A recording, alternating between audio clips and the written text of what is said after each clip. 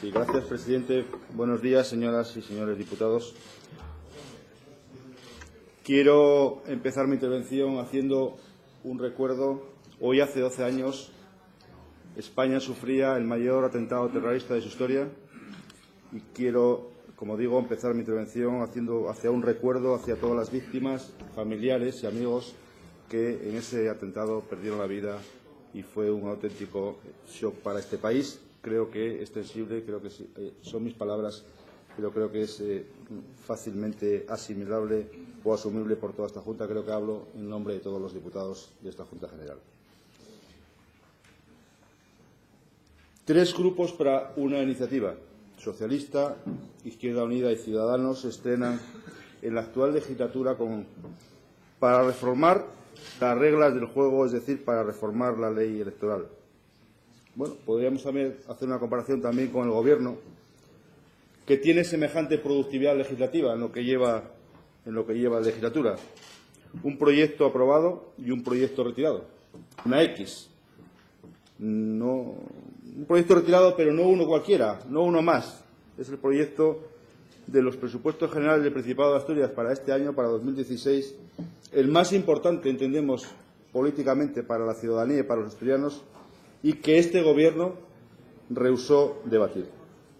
Y tampoco estaría de más recordar qué es lo que ha hecho el Grupo Parlamentario Popular, que ha presentado 7 iniciativas legislativas para, entre otros, por ejemplo, eliminar el impuesto de sucesiones, o para eliminar el impuesto de hidrocarburos, o para subir el 1% a los funcionarios, o reparar daños urgentes como consecuencia de la oleada de incendios. Solo uno se está tramitando, señorías.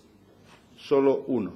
El resto están rechazados o vetados por los mismos que hoy defienden a trío la prioridad que para Asturias es modificar la ley electoral. Sí, es la única iniciativa que presentan y, por tanto, está claro que es su prioridad, porque si fuera otra, habría presentado otras iniciativas. Eso parece que es de lógica pura, ¿no? Y, por cierto, habría que preguntarse también si estas proposiciones de ley no tienen memorias económicas, porque conlleva gastos, o, sobre todo, la pregunta que nos tenemos que hacer como Junta General, como diputados y como representantes de los asturianos es si este Gobierno ejerce con arbitrariedad el derecho a veto en función de quién presente una proposición de ley. Esa es la gran pregunta que creo que es fácil de responder.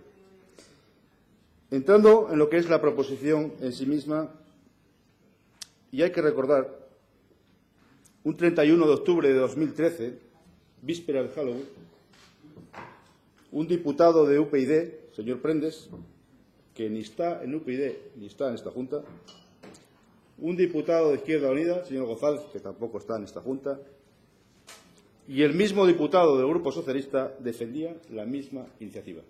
La misma. Y pasamos del trucotrato del 31 de diciembre, del 31 de octubre, al 11 de marzo, a la Cuaresma, al periodo de conversión, que es la Cuaresma, porque quien cambia es el secretario general de la FSA y presidente del Principado de Asturias, señor Fernández. Antes era un truco, ahora parece un trato. 3 consideraciones previas me gustaría hacer antes de entrar en lo que es la proposición de ley propiamente dicha.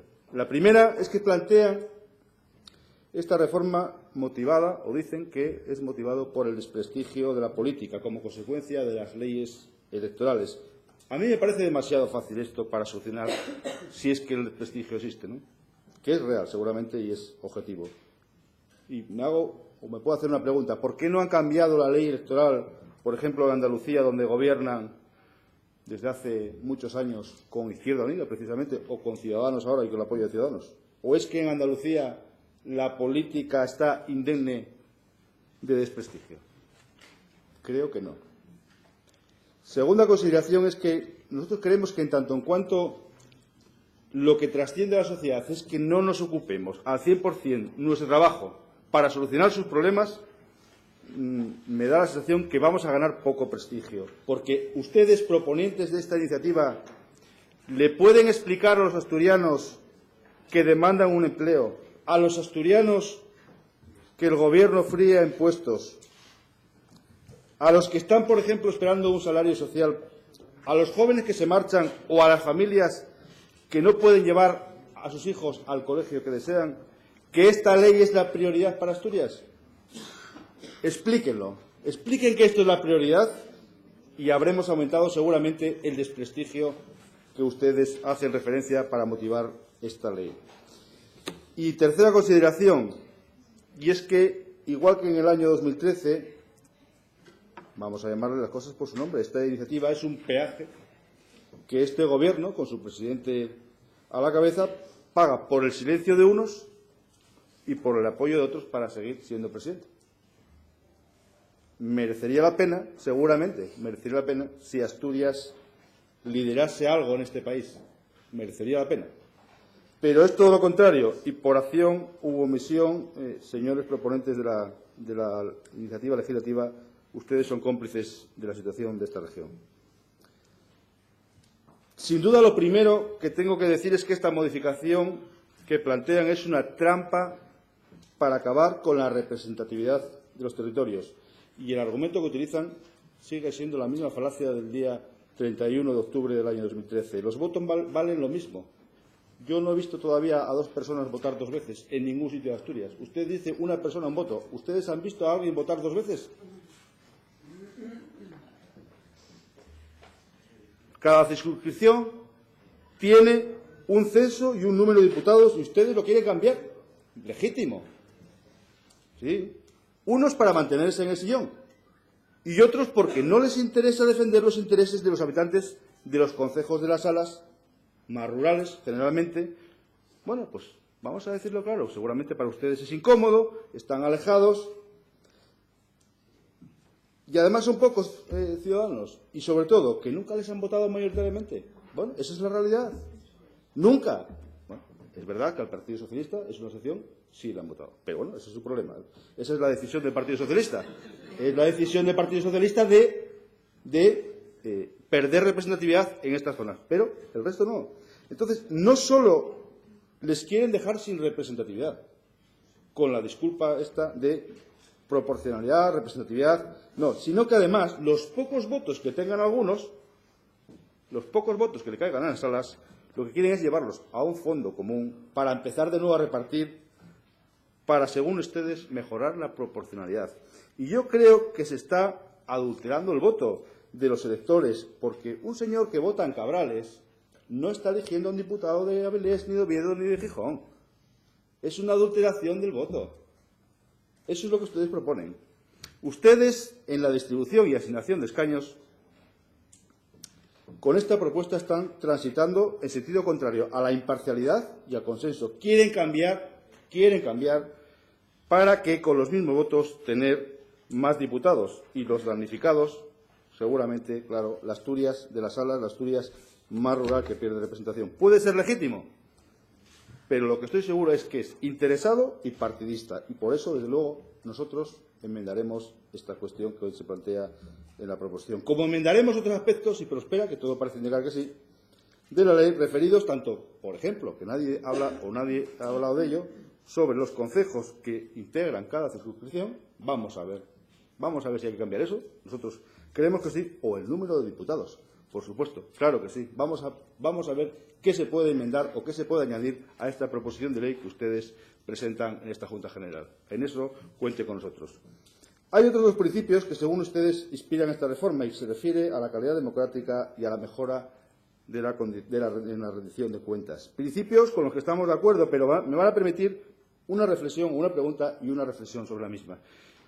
¿Por qué en Murcia se modifica una ley por unanimidad sin que contemple ninguna de estas cuestiones que ustedes dicen que es el motivo para modificar la ley electoral? Por unanimidad. Todos los grupos políticos.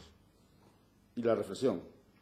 Pues la reflexión es que ustedes utilizan el envoltorio de la calidad democrática y de la rendición de cuentas de los diputados para esconder su único fin, que es cambiar la asignación de escaños.